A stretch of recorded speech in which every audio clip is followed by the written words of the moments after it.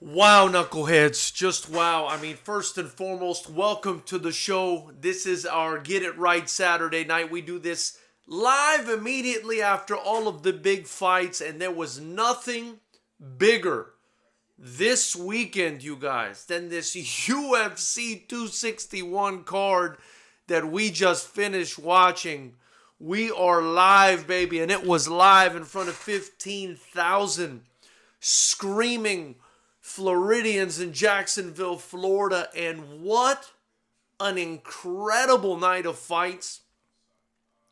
And I almost feel like it shows the impact of a live audience on fights. I mean, I could be totally wrong. It could be just totally coincidence that this was one of the most ridiculous nights of fighting I've ever seen.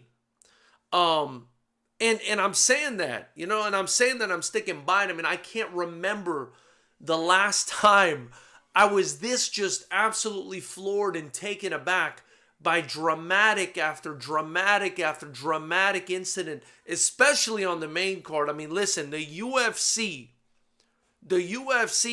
struck it rich tonight and hit the jackpot, you guys. That was absolutely insane. I mean, let's go back to where it all started. In my opinion, the wackiness, the craziness, the drama, the captivating excitement started in the Anthony Smith versus Jimmy Crute fight. I mean, these guys came out to win this fight, and it was a great fight while it lasted.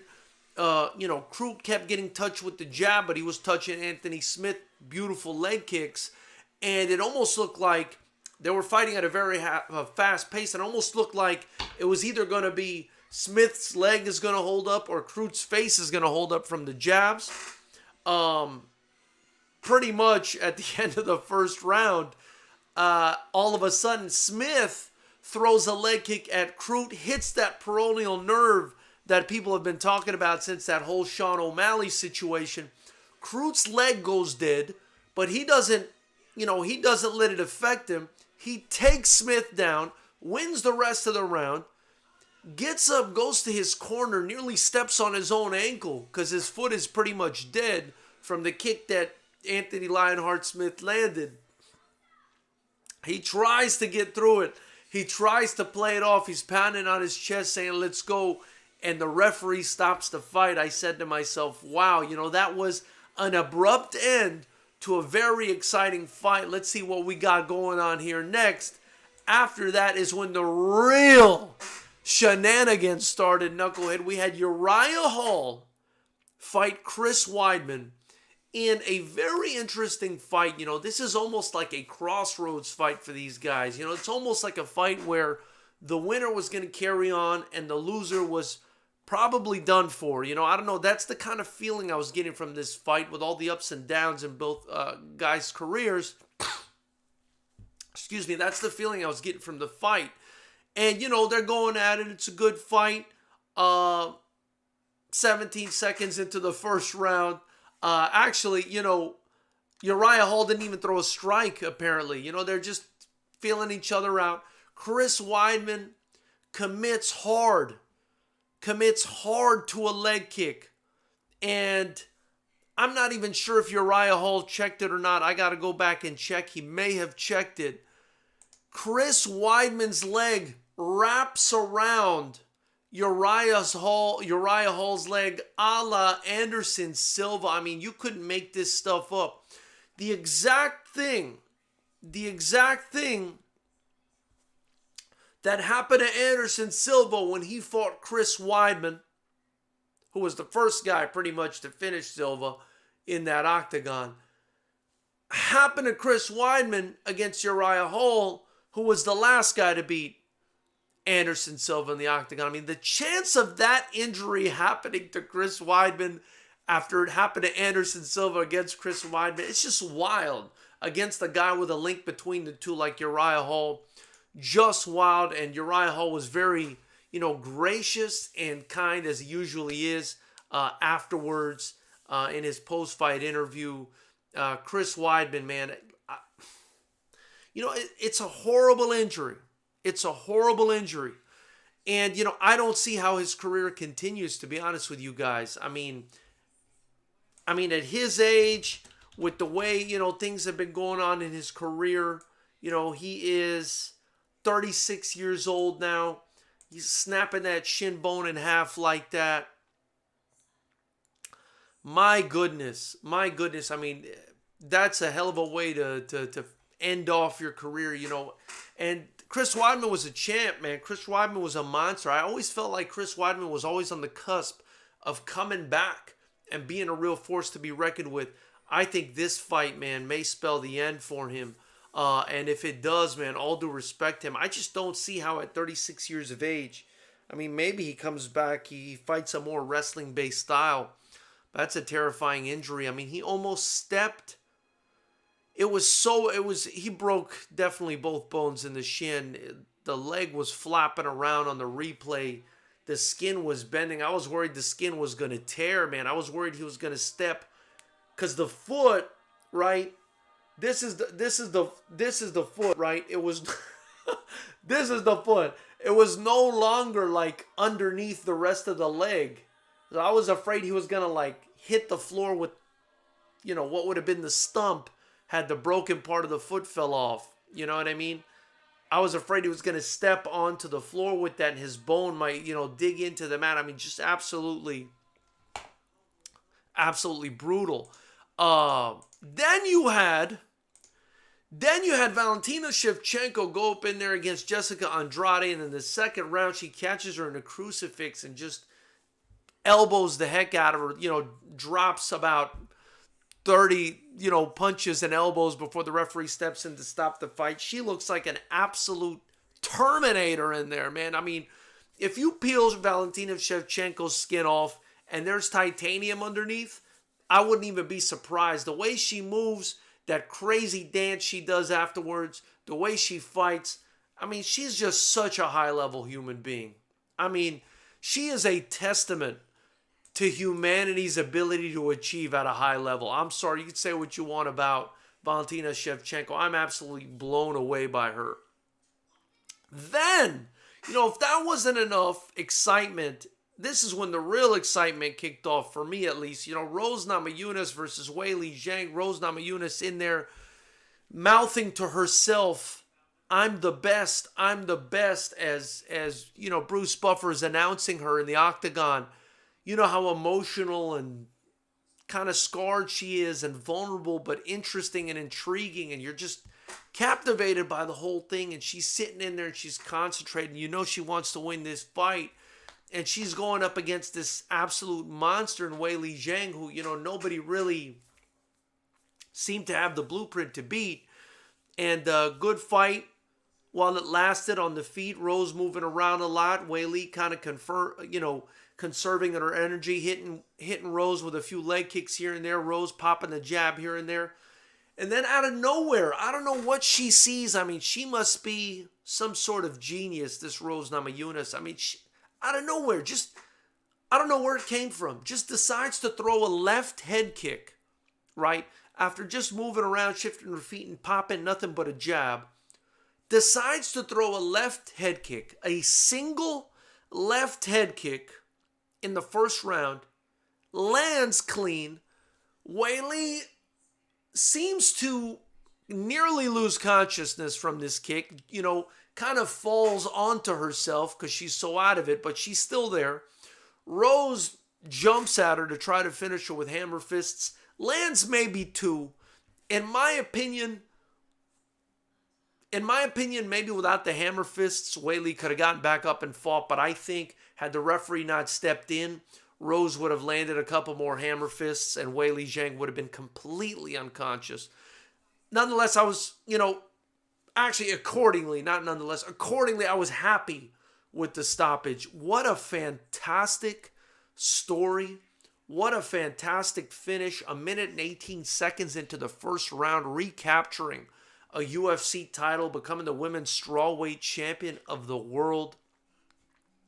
An absolutely riveting and emotional, post-fight exchange with her and Pat Barry in her interview, and she's got Joe Rogan in there crying. And I mean, just You guys, you don't get this. You don't get this on a boxing card where you've got, one fight at the top, maybe two if you're lucky, and a bunch of clowns that nobody cares about, or on the bottom, or guys that have no chance to beat their opponent, A side, B side fights. I mean, these were all close fights where one person performed or the other one didn't, and that carried on into the Usman Masvidal fight, which I thought was a fantastic fight. Again, while it lasted, Masvidal was able to get up off the ground, do damage off of his back. I thought it was a close first round. Maybe Masvidal edged it, but a very good fight. And Kamaru Usman shows why he is the absolute man in the welterweight division, you guys. The absolute alpha dog in the welterweight division. What does he do? Bro, he lands a right hand on Masvidal that makes his chin touch his shoulder, drops Masvidal, hits him with a couple hammer fists, and puts him out. Becomes the first person in 50 fights to knock out Jorge Masvidal and just cement himself as an absolute another kind of savage, the way he said he was in his last fight. And I don't know who's going to be Kamaru Usman, man. They got to just throw everybody at him at this point. I mean, this guy's a real problem. Jorge Masvidal getting knocked out like that, that's something that was hard to watch. It was hard to watch. You love Jorge Masvidal. He's such a real guy. And for him to lose like that was sad. Gracious in defeat. Kamaru Usman was gracious in victory. He praised Masvidal. He said, he caused him to elevate. Listen, Usman is a bad man. They're saying Colby Covington. Now, before I shift over to the chat, because I'm going to talk to you guys, I want to hear what you guys have to say. They're saying Colby Covington gets the next shot at the title. I think it's absolutely deserved. I think that's a fantastic fight. Covington versus Masvidal. Let's run it back, man. I thought that first fight was close. I always wonder what would have happened had Covington not gotten his jaw broken by Kamaru. That's not something that happens in every fight. Obviously, Kamaru caused it, so kudos to him. I'm not saying, he didn't win fair and square. He absolutely did. Just a very close fight and very unfortunate circumstances for Colby Covington in that fight. What happens in a rematch? We know Usman has leveled up. Does Covington also level up to the point where he makes this rematch close as well? Excuse me, we'll see. Usman lapping the field like he said, man. Mike Colleen, Conscious Power, says, oh my God, I think Masvidal's career is over. Did you see his leg go up and down each hammer fist? That was kind of sad. It was kind of sad. It was kind of vicious. By the way, if you haven't already, hit the like button below. Help this video get some love on YouTube by smashing the like button. Give it a little uppercut, you guys. Then I'm going to ask that you subscribe to the channel if you haven't already. This is the only channel that's also the most educated fight channel on YouTube, while being a promotion that you're helping me grow. We're growing it as a community, and I can't wait to show you guys what we got in store. Hopefully, sometime around, the end of this year. Allegedly, California is going to open back up in June. I don't trust a word these politicians say, so I'll see it when I believe it. But if it happens, get ready for some incredible fights on this channel. That being said, like, comment, subscribe, follow us on social media. Do what you can for the channel. Tell your mom, tell your grandma, tell your auntie about it. Get people to join up, man. We're building a real fight community here, and I appreciate you guys being here with me. Also, anything you guys buy in the link below, Fighters Rep shirts, hoodies, masks, tank tops, they get reinvested right back into the channel and into the promotion, helping me build up these young fighters, the best strikers on earth, right here in the Mecca of combat sports in California. And anything you donate to the channel in the super chat also gets reinvested right back into the promotion. Knucklehead Nation represented in Yuma, Arizona by our official member of the channel, an official knucklehead, Alex Chavez. Appreciate you being in here, brother. That's another thing you guys can do. You guys can join the channel. It's just $5 a month, 16 cents a day. And you can help me build this channel. Also, only people who are members will get free access or rather you're paying for it, so it's not free, but access to our live streams when we come back. So I appreciate you guys doing that if you can. Encourage you to join the channel. Spartan72 says hello from France. What's up, brother? Appreciate you being in here. Deo Shinobi says that KO was so clean. It really was. It really was. That was a super clean KO, man. Wow. Mike Colin, Conscious Power says Napa, California. Napa in the house. Ila Defonse says application. Appreciate you being in here, brother. I don't know what that means. If you could explain it, I'd appreciate it. Do you think Usman will get fight of the night and knockout of the night?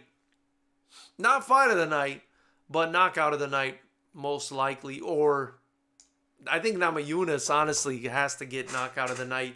Maybe Usman gets tied and also gets that bonus like Dana does sometimes. Bro, Usman was crazy, says Alex Mark. I agree, man. What a beast. Shash says Usman. I was with him from day one. Marco Martinez, our brother in the channel, says, wow. Alex Mark says, damn. Everybody's taken aback.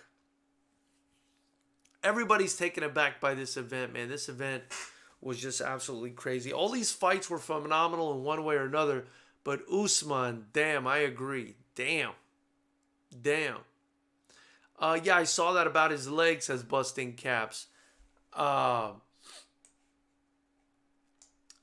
Mark says Usman knockout was everything, bro. Jamaican in here says LOL Street Judas went night, man. Street Jesus, man. I love him, man, but jeez, that was brutal. Vladimir Kraft, what an event. I agree. That's the best fight card, you guys, I can remember watching in a very long time in any sport. In any combat sport. I mean, that card was a legendary card for the first night back in front of fans. And I think it shows the power of having a live audience, man. I think it shows there's some power in having a live audience. Some conscious power, right? Mike Colin says, Street Jesus will rise from the dead in 3 days. I believe it, man. Yo, that right hand was frightening, says USFA TV. I agree, brother. That was, woo, that right hand, man. Trevor Whitman has done some special stuff with the people he's involved with, man. What an incredible coach that guy is. That guy's just a genius. That guy's a genius. That brother gone, says Alex Mark. USFA TV says, not for nothing, but I was quite happy to see George get KO'd. He was far too arrogant for my taste. Slept on the Nigerian Nightmare and got slept. Vladimir Crouch says, I think Colby needs another win before TS. Before title shot. Well, they're giving it to him next, so Navarro Wilde says KO the racist again. Oh my God. Jesus Gonzalez says, damn, that fight, Jesus. Damn is right, brother. That shit was crazy, homie. Marco Martinez says, okay, guys, I don't want to change tonight's subject, but real talk, this card made me miss FightersRep live cards more than anything. I just remember how pumped that crowd was. Marco, man, that last event was hyped. It got me hyped. I started thinking about some of these matchups we've got planned for this next FightersRep card that are making me anxious because they're such close and incredible matchups. And I agree, man. I think everybody on the channel, when they see what we've got in store for them in this next card, I mean, guys, I've had numerous Glory vets hit me up, UFC vets, Bellator vets, BKFC, you name it. Guys are contacting us to fight on the next FightersRep card, man. It's going to be a big one. It's going to be a big one. So I ask that you guys please, support the channel any way that you can. The only way you get to catch the live fights will be if you're a member of the channel, which is just $5 a month, 16 cents a day. Help us grow a fight community with integrity. No A-side versus B-side fights. We put the best against the best. And to hell with the rest. Camper Cat Media says, was there a KO? Man, there was a whole lot of KOs. Marco Martinez says, Rose is such a monster. Destroyed 2 champions when they were both in their primes. Dude, How good is Valentina, bro? I can't even. I was already. Listen, I already had a fight fan, for lack of a better term. I already had a fight fan hard on, right? And I don't mean this in a sexual way. I had a fight fan erection lasting more than 4 hours and needed to call a physician for the way that Valentina Shevchenko fights. I mean, she is incredible. And then that dance she does afterwards. I mean, what a supreme athlete. What a superior human being that woman is when she competes to all the other women around her. And the same, you know what? And Rose Namajunas gave me those same tinglies, man. I mean, I don't even know. I mean, this card was a fight fan's Viagra. That's my analogy. I mean, I'm blown away. I'm blown away. And I don't know who I'm more blown away by. You know, Valentina Shevchenko, who's just such a consummate professional and so incredibly efficient and great in every single one of her performances. Or Rose Namajunas, who lost the title and then comes back with a performance like that. I mean, that entire sequence of events, that entire Rose Namajunas fight, the lead up to it, everything about this was just, and the post fight, you guys, that was just insane. I mean, you gotta love Dana White. I mean, I don't care what you guys feel about Dana White. Nobody's doing it like Dana White. Nobody's doing it. I hope I can have the same impact on the kickboxing game that Dana White is having on the MMA game. I mean, what an incredible card. What an incredible pioneering sort of event. That's, you know, that is a card that will live in infamy, ladies and gentlemen. That was ridiculous. And is that Shevchenko who beats everyone? Yes, she's an animal. And Vladimir Kraft says Jessica Andrade is a very dangerous fighter. To say I will dominate the whole fight and to deliver it speaks how confident in her skills Valentina is. Valentina, you guys. Valentina is, you gotta shoot her. You're gonna have to shoot her to beat her. You're gonna have to shoot her or be way bigger than her the way Amanda Nunes is.